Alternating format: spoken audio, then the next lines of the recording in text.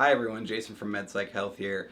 Today I want to talk to you guys about the harmful effects about vaping and specifically nicotine and its potential harmful effects. And if you look at children and adolescents, which we're seeing a lot of children and adolescents using and kind of dipping their toes into vaping, dual use, nicotine use. If you look at nicotine and its impact on a developing child or adolescent's brain, there's a lot of research out there that will say that there's a lot of potential for harmful effects. I mean, we're talking about difficulties with learning, we're talking about difficulties with impulse control. We're also talking about individuals that might already be susceptible to anxiety or depressive symptoms, see an intensification of those symptoms when they are using nicotine. So we know nicotine in itself is very bad, and it's also very addictive.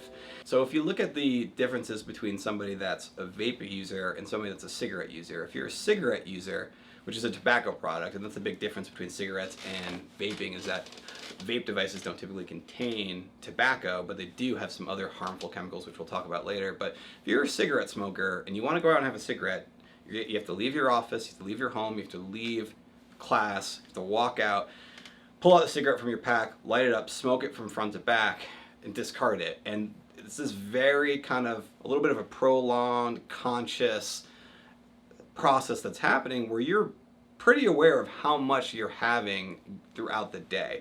If you look at a vape user, typically they're using pods. And so a pod's about equivalent to a pack of cigarettes. But throughout any given day, kids are just kind of, they're pulling from their vape device, and they're not really tracking it, they're not really monitoring it. They might be sharing it with friends, so they're not very conscious of how much they're consuming. And that becomes a very, very dangerous thing from the aspect of, we might be individual might be going through what's equivalent to a pack of cigarettes a day, or a pod a day, or a pod every couple days, and they're not aware of it.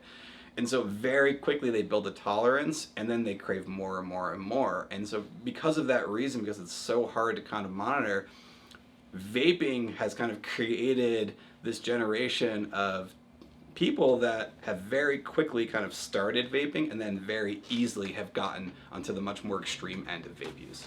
So the problem with that is that with extreme use, an adolescent or child is having high levels of nicotine being introduced into the body, introduced into the brain, and with all the things that I referenced earlier, there's a lot of negative effects that can happen. And the one thing that happens, which cigarette smokers are very familiar with, is that nicotine's going to play on dopamine production. And so when you're engaging in high levels of nicotine use, you're getting that feeling of stress relief. And if you hear, everyone has heard kind of that kind of line or comment from a cigarette smoker essentially saying, oh, I'm taking a puff of a cigarette and I feel so much better, or like, I need a cigarette after a stressful situation. And really from a chemical standpoint, it's true. There is this feel-good feeling because there's this release of dopamine.